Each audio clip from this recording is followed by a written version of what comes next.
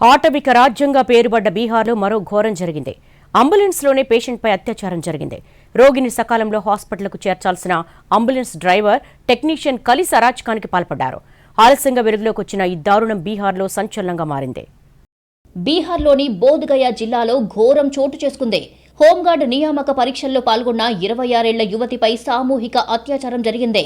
Physical test జరుగుతున్నప్పుడు కుప్పకూలిపోయిన సదరు యువతిని అంబులెన్స్లో ఆసుపత్రికి తరలిస్తుండగా సిబ్బంది అత్యంత నీచంగా ప్రవర్తించారు. కదులుతున్న అంబులెన్స్లో ఆమెపై సామూహిక అత్యాచారానికి పాల్పడ్డారు. ఈ నెల 24న బోధ్గయాలో హోంగార్డ్ రిక్రూట్మెంట్ ర్యాలీ నిర్వహించారు.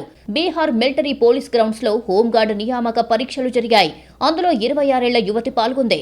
ఫిజికల్ టెస్టులు జరుగుతున్న సమయంలో ఆ యువతి స్పృహ తప్పి పడిపోయింది. దాంతో ఆమెను అంబులెన్స్ లో హాస్పిటల్ కు తరలించారు.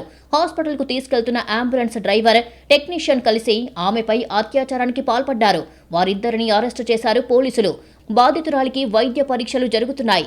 తనపై 4 అత్యాచారానికి పాల్పడ్డట్టు బాధితురాలు పోలీసులకు ఫిర్యాదు చేసింది. బాధిత యువతి స్టేట్మెంట్ ఆధారంగా బోధ్గయ పోలీస్ స్టేషన్లో ఎఫ్ఐఆర్ నమోదు చేశారు.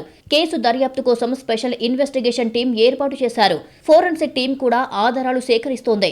ఎఫ్ఐఆర్ నమోదు చేసిన కొన్ని గంటల్లోనే ambulance driver Vinay Kumar, ambulance technician Ajit కుమార్లను అరెస్టు చేశారు పోలీసులు. ప్రస్తుతం పోలీసుల అదుపులో ఉన్న ఆ ఇద్దరిని ప్రశ్నిస్తున్నారు.